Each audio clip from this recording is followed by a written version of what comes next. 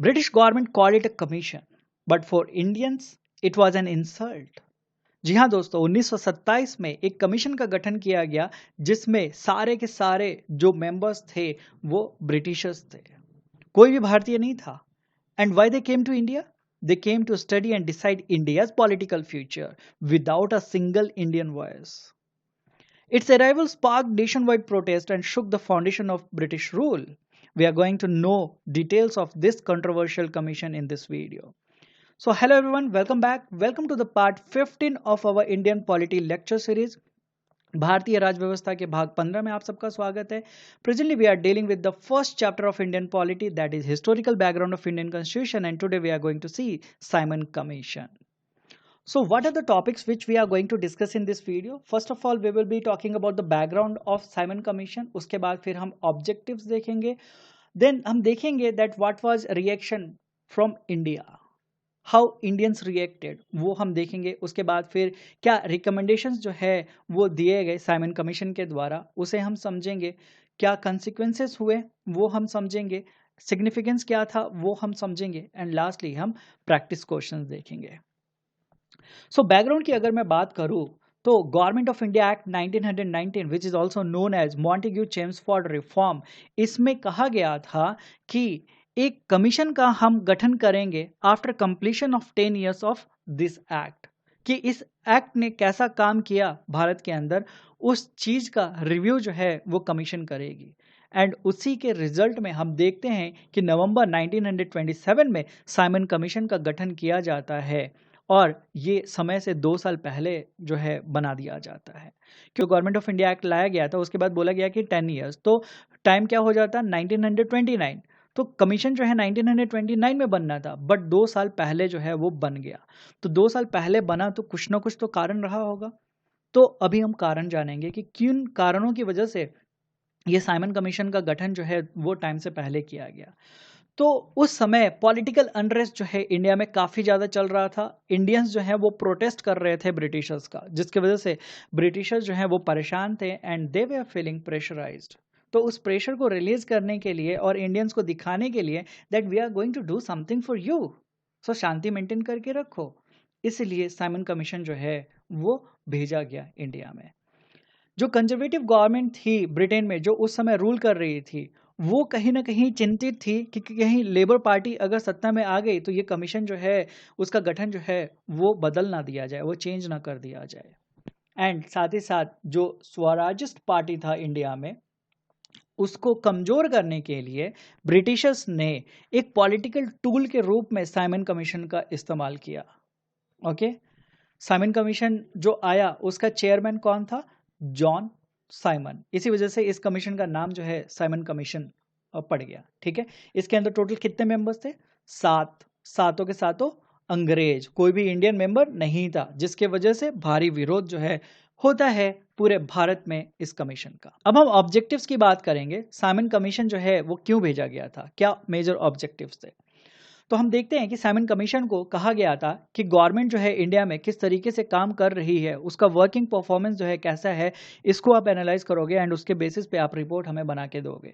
वो government of India जो कि गवर्नमेंट ऑफ इंडिया एक्ट 1919 के द्वारा लाया गया था, वो सारे रूलिंग प्रिंसिपल्स जो इस एक्ट ने इंट्रोड्यूस किए थे उसका क्या इफेक्ट रहा, क्या प्रभाव रहा इंडियंस के ऊपर एंड कितना ग्रोथ रहा, उन सारी चीज़ों के ऊपर रिपोर्ट बना के साइमन कमीशन को सबमिट करनी थी. साथ ही साथ इस कमीशन को कहा गया था कि आप चेक करो कि ग्रोथ कितना है एजुकेशन का, एंड साथ ही साथ जो रिप्रेजेंटेटिव इंस्टीट्यूशंस हमने इनको बना के दिया है उसका कैसा परफॉर्मेंस है. इन सारी चीज़ों के ऊपर भी आप ध्यान दोगे एंड उसका रिपोर्ट हमें जमा करोगे. रिस्पॉन्सिबल गवर्नमेंट जो है किस तरीके से प्रोविंसेस में इंट्रोड्यूस किया जाए या फिर इम्प्रूव किया जाए, इस चीज़ के ऊपर भी स्टडी करने को बोला गया था साइमन कमीशन को. साइमन कमीशन को कहा गया कि आप चेक करो कि सेकेंड चैम्बर जो है उसकी आवश्यकता है क्या प्रोविंशियल लेजिस्लेचर में. इस चीज को भी आप देखोगे एंड रिपोर्ट जो है वो बना के दोगे. Relation between British India and princely states, इसको भी आप रीड करोगे. क्यों? क्योंकि प्रिंसली स्टेट्स के बिना कॉन्स्टिट्यूशनल रिफॉर्म जो है आगे ले जाना पॉसिबल नहीं था. ये चीज़ ब्रिटिशर्स को भी समझ में आ गई थी. ठीक है, इंपॉर्टेंट पॉइंट में हमें क्या याद रखना है कि इस कमीशन में कोई भी इंडियन नहीं था, जिसकी वजह से इस कमीशन का काफ़ी विद्रोह हुआ था. लॉर्ड ब्रिकनहेड ने कहा कि ओनली पार्लियामेंट के जो मेंबर्स हैं वही कमीशन में शामिल किए जाएंगे और कोई जो है शामिल नहीं होगा। इसी वजह से इस कमीशन का काफ़ी ज़्यादा जो है आलोचना होता है भारत में भी और इंग्लैंड में भी। So now we will be talking about the recommendations made by Simon Commission. Simon Commission ने क्या क्या रिकमेंडेशन दिए वो हम देखेंगे। तो सबसे पहली बात साइमन कमीशन ने अपने रिपोर्ट में कही कि डायाकी जो आपने प्रोविंसेस में लाया है गवर्नमेंट ऑफ इंडिया एक्ट 1919 से, उसको आप हटा दीजिए। There is no need of डायाकी in the provinces and responsible government जो है वो आप प्रोविंसेस में प्रोवाइड कीजिए। एंड इसी के रिजल्ट में हम देखते हैं कि गवर्नमेंट ऑफ इंडिया एक्ट 1935 में प्रोविंशियल ऑटोनॉमी जो है वो ला दिया जाता है, डायाकी जो है वो ख़त्म कर दिया जाता है।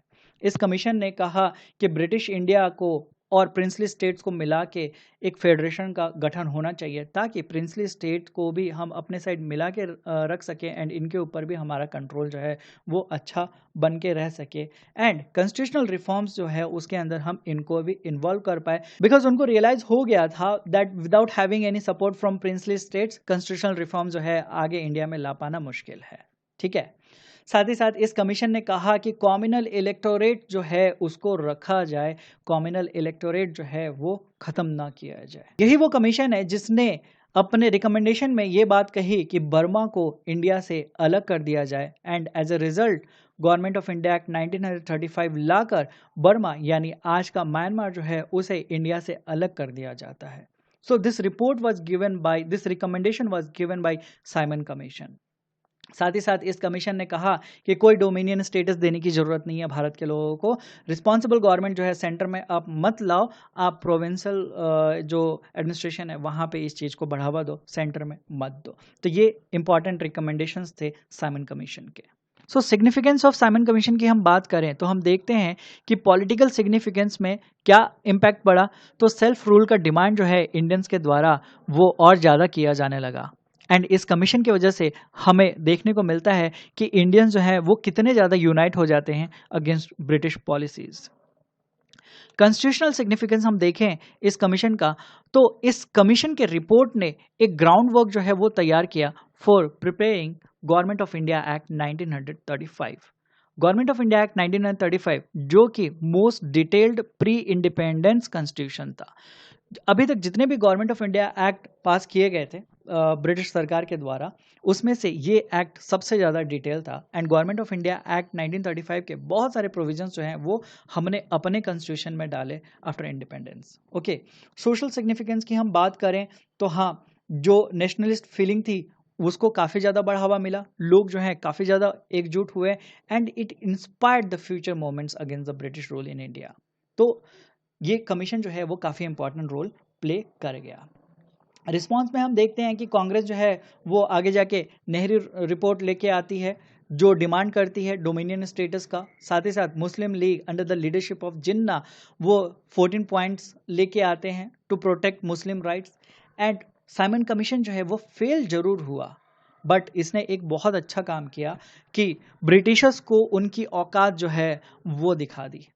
दे वर फीलिंग प्रेशराइज्ड, जिसके वजह से उनको एहसास हुआ कि इंडियंस की बातों को रखना बहुत ज़रूरी है, उनकी बातों को कंसिडर करना ज़रूरी है and as a result round table conference जो है वो आगे जाके बुलाया जाता है ताकि इंडियन वॉइस को उसमें इंक्लूड किया जा सके, इंडियन रिप्रेजेंटेटिव्स को वहाँ पे बुलाया जा सके एंड उनसे उनकी बातें भी रखवाई जाए। सो राउंड टेबल कॉन्फ्रेंस जो है वो आगे जाके होता है एंड फाइनली हम देखते हैं कि गवर्नमेंट ऑफ इंडिया एक्ट 1935 जो है वो फाइनल आउटपुट रिजल्ट निकल के आता है। देन अब कुछ क्वेश्चन देख लेते हैं। पहला क्वेश्चन कह रहा है one of the recommendations of the Simon commission was, यानी ये 4 जो रिकमेंडेशन दिए हुए उसमें से कौन सा जो रिकमेंडेशन था वो एक्चुअली साइमन कमीशन के द्वारा दिया गया था। क्या साइमन कमीशन ने बात किया था अबाउट एबोलिशन ऑफ डायाकी? सेकेंड ऑप्शन कह रहा है immediate dominion status for India. क्या साइमन कमीशन ने कहा कि इमीडिएट डोमिनियन स्टेटस जो है इंडिया को दे दिया जाए? देन ऑप्शन सी कह रहा है complete independence to princely state. क्या प्रिंसली स्टेट्स को पूरी तरीके से आज़ादी देने की बात की गई थी इस कमीशन में? Then removal of communal electorate. क्या कॉम्युनल इलेक्टोरेट जो है उसको ख़त्म करने का बात किया था इस कमीशन ने? तो जी नहीं, यहाँ भी जी नहीं, यहाँ भी जी नहीं। तो एक्चुअल रिकमेंडेशन क्या था? एबोलिशन ऑफ डायाकी। ठीक है, डायाकी ख़त्म करने की बात जो है वो की गई थी साइमन कमीशन के द्वारा। Then second question, Simon Commission of 1927 was appointed to, means what was the main purpose of this commission? ये commission जो है क्यों appoint किया गया था?